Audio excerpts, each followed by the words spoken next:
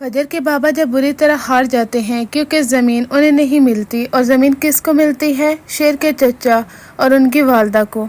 अब इस चीज़ को बर्दाश्त नहीं कर पाएंगे, यहाँ तक कि शेर के चचा वो उनके पास आकर कहते हैं कि तेरे लिए अब डूब मरने का मकाम है, ज़मीन तो हमें मिल चुकी है। क्योंकि इनके बाप दादा के बरसों की ये लड़ाई जिसमें हर खानदान ये चाहता था कि ज़मीन हमें मिले और हमारी ही जीत होगी। अब फजर के बाबा यही समझते हैं कि मैं हार गया हूँ और किसी को मुंह दिखाने के काबिल नहीं रहा। जब घर वापस आते हैं और वहाँ पर उनके घर की औरत उन्हें खूब उकसाती है और कहती है हमारा उनसे हार जाना छोटी बात नहीं है, इसीलिए अब हम अपने ही दुश्मन के बेटे को मारकर इस चीज का इजारा कर सकते हैं। फजर का बाप कहता है कि क्या मतलब है तुम्हारा? वो औरत कहती है फजर के हाथों में है अब शेर, अगर वो उसे जान से मार दे तो हम भी सर उठाने के काबिल रहेंगे। अब ड्रामे में ट्विस्ट उस वक्त आता है जब फजर हॉस्पिटल से घर आती है। उसके बाबा कहते हैं कि फजर मैं तुमसे बहुत ज़रूरी बात करना चाहता हूँ। फजर भी काफ़ी हैरान होती है कि बाबा ने पता नहीं ऐसी क्या बात कहनी है। उसके बाबा कहते हैं तुमने मुझे कहा था कि तुम मेरी खातिर किसी की जान ले भी सकती हो और दे भी सकती हो। अब वक्त आ चुका है,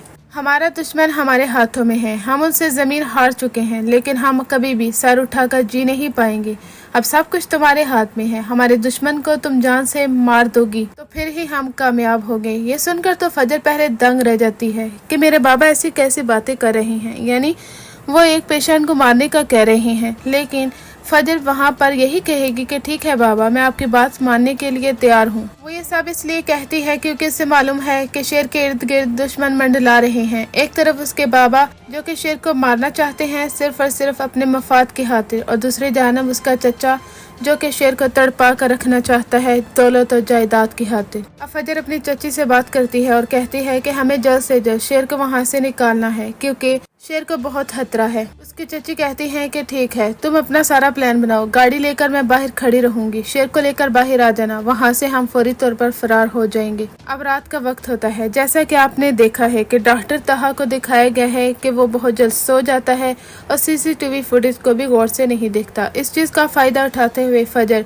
शेर को किसी और डॉक्टर के लिबास में मलबूस करेगी, यानी डॉक्टरों का लिबास पहना होगा उसने और चेहरे पर मास्क, ताकि शेर किसी की पहचान में ना आ सके। इधर डॉक्टर तहा सो रहा होता है और वहाँ से चुपके से फजर और शेर गुजर जाते हैं। हॉस्पिटल की सिक्योरिटी भी काफ़ी ज़्यादा सख्त होती है क्योंकि फजर एक सीनियर डॉक्टर हैं, तो उनकी वजह से शेर को यहाँ से निकालना काफ़ी आसान हो जाता है। बाहर उसकी चची खड़ी होती हैं और कहती हैं कि जल्दी करो फजर, हमारे पास टाइम नहीं है, और फौरी तौर पर गाड़ी में बैठकर वो लोग वहाँ से भाग जाते हैं। फजर की जो चची है उसकी काफ़ी मदद करने वाली हैं। वो शेर के लिए एक अलग अपार्टमेंट लेंगी जहाँ पर फजर उसका ख्याल रखेगी, और वहाँ पर शेर और फजर दोनों का रिलेशनशिप काफ़ी ज़्यादा स्ट्रांग होगा और बहुत सारे लोग ये वाले सीन्स देखकर काफ़ी ज़्यादा एक्साइटेड होंगे। इधर हॉस्पिटल की सूरत हाल ये होती है कि जब डॉक्टर तहा को मालूम होता है कि फजर और शेर यहाँ से भाग चुके हैं, क्योंकि जब वो वार्ड में जाता है वहाँ पर शेर नहीं होता, हर जगह शेर को ढूंढा जाता है। उन्हें मालूम होता है कि डॉक्टर फजर वो शेर को लेकर यहाँ से चली गई हैं, क्योंकि वो सीसीटीवी फुटेज भी देखते हैं जहाँ पर फजर काफी ज्यादा डरी हुई होती है और शेर किसी डॉक्टर के लिबास में मलबूस होता है। डॉक्टर तहा फौरी तौर पर डॉक्टर रंगूनवाला को कॉल करते हैं और कहते हैं कि फजर हमारी ही आंखों में धोखा देकर यहाँ से फरार हो चुकी है। वो कहता है कि ऐसा नहीं हो सकता। वो फौरी तौर पर हॉस्पिटल में आता है और डॉक्टर तहा के मुंह पर जोर का थप्पड़ मारेगा और कहेगा कि तुम सोते रहे और फजर यहाँ से भाग गई। अब हम उसके चचा को क्या मुंह दिखाएंगे, और जो करोड़ों की रकम हमने ली है अब उसका खमियाजा अब हमें भुगतना होगा। डॉक्टर रंगूनवाला कहता है कि उनकी फैमिली आज मिलने के लिए आ रही है, हम उन लोगों को क्या जवाब देंगे कि शेर कहाँ है। डॉक्टर तहा कहता है कि अब सच बोलने के अलावा तो कुछ रहा नहीं, अब तो हमें उन्हें सच ही बताना होगा कि शेर और फजर यहाँ से फरार हो चुके हैं, इसके अलावा हमारे पास कोई रास्ता नहीं है। जब उनकी फैमिली हॉस्पिटल में आ जाती है और उसका चचा कहता है कि तुम शेर को इंजेक्शन लगा रहे हो ना, वो जिंदगी की तरफ वापस नहीं आना चाहिए।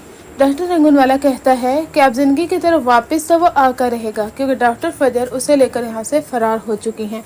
ये सुनकर तो चचा के पांव तले जमीन निकल जाती है, उसके तो पसीने छूट जाते हैं, क्योंकि उसकी हकीकत सब लोगों के सामने आ जाएगी। क्योंकि अगर फजर ने कार्रवाई की तो उसका चचा बुरी तरह फंसेगा, डॉक्टर रंगूनवाला भी और डॉक्टर तहा भी, और इस हॉस्पिटल को तो शायद बंद भी करवा दिया जाए, या फिर इस हॉस्पिटल के खिलाफ सख्त से सख्त कार्रवाई होगी। इसलिए अब इन सब के तो बुरे दिन शुरू हो चुके हैं। शेर की वालदा को जब मालूम होता है वो काफ़ी ज़्यादा रोती हैं और कहती हैं मैंने तुम लोगों से कहा था कि फजर को दूर रखो, वो मेरे दुश्मन की बेटी है, اس لیے وہ شیر کو نقصان پہنچا سکتی ہے. میرے بیٹے کو کچھ بھی ہوا تو میں اس ہاسپٹل کے خلاف کارروائی کروں گی، تم سب لوگوں کے خلاف بھی.